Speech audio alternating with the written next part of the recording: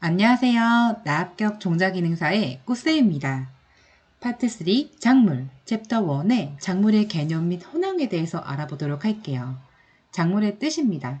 먼저 우리 농업 파트를 배우시려면 이 농업에 대한 개념을 알고 가셔야 돼요.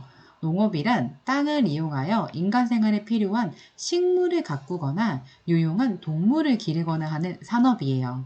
특히 농사는요, 곡류, 가채 따위의 씨, 모종을 기르고 거두는 일을 농사라고 합니다.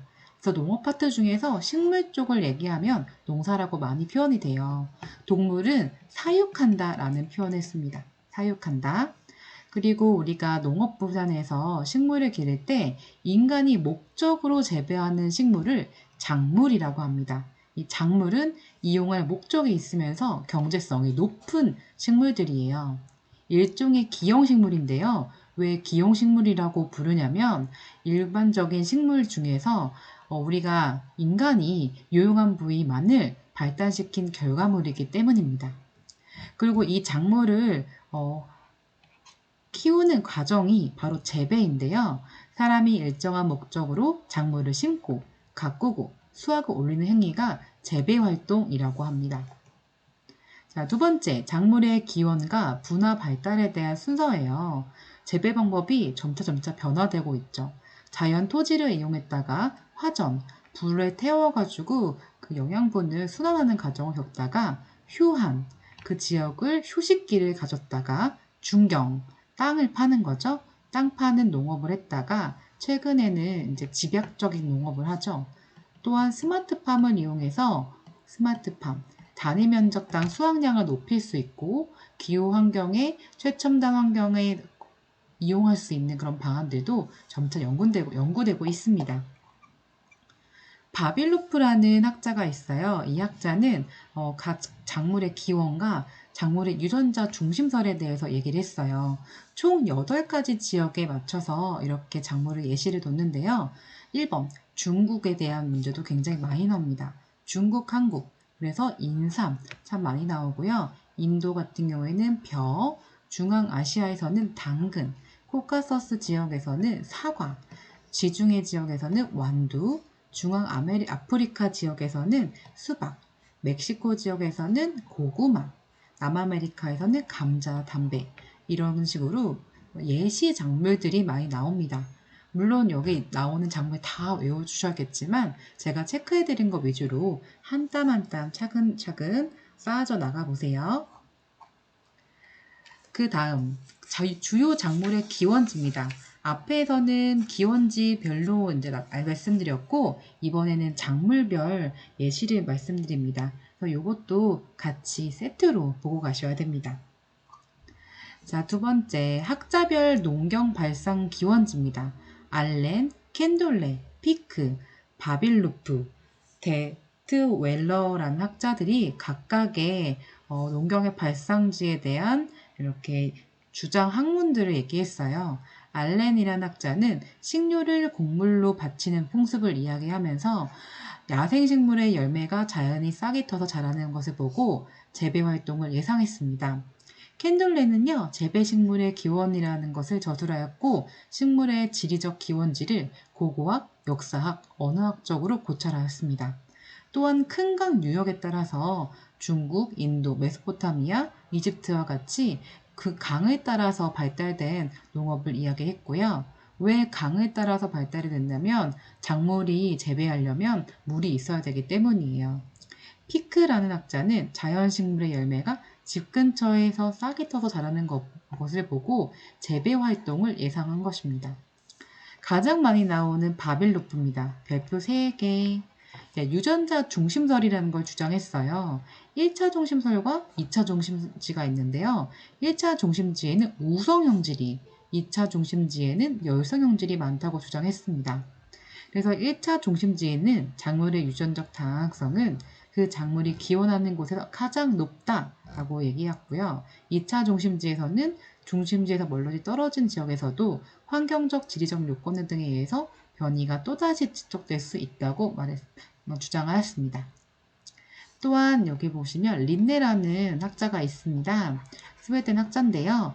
식물 분류법을 정리하였고 학명을 나타냈습니다. 속명, 종명, 명명자 순으로 이런 식으로 칼폴 린네가 전체적인 식물 분류학을 나타냈는데요.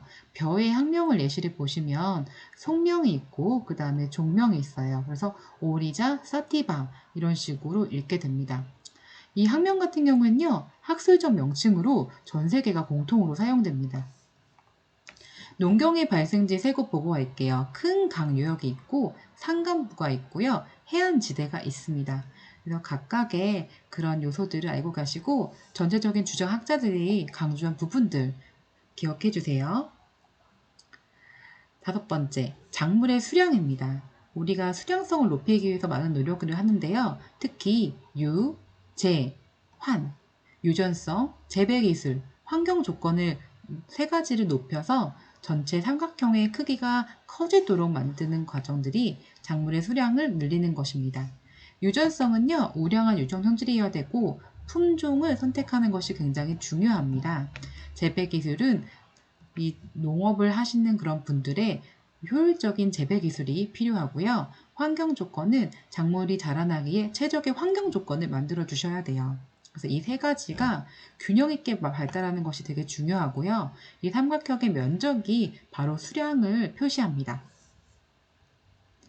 작물의 분화 과정입니다. 작물은 어떤 식으로 발달이 될까요? 유전적으로 변이, 유전적으로 다양한 특징과 다양성을 나타내고 있으면 그 중에 도태하는 것도 있고 적응하는 것도 있어요. 도태하는 게 있고 적응하는 게 있는데 도태해버리면 이제 없어지는 거죠. 하지만 적응하는 것은 순화와 분화 그 과정을 거쳐서 격리가 되거나 고립이 됩니다. 그래서 이 순서 꼭 기억해 주세요. 유전적 다양성을 만드셔야 여러분들이 많은 유전 자원을 얻을 수가 있습니다. 농경의 재배 형식 분류. 이 내용은 유기농업기능사에서도 단골로 출제되는 문제예요. 각각의 핵심적인 내용 파트 읽어보고 가세요. 작물의 현황입니다. 세계적으로 주로 이용되는 작물은 세 가지예요. 쌀, 밀, 옥수수입니다. 쌀 같은 경우에는요, 우리나라 같은 경우엔 논벼가 참 많이 재배가 되고 있습니다. 우리나라 농업 현황도 한번 읽어보고 가세요. 특히 우리나라는 여름철에 장마로 인해서 기상재해가 큰 편이에요. 그리고 경영 규모가 좀 작은 편이죠. 또 쌀 위주로 집약적 농업이 발달되고 식량 자급률은 굉장히 낮은 편입니다.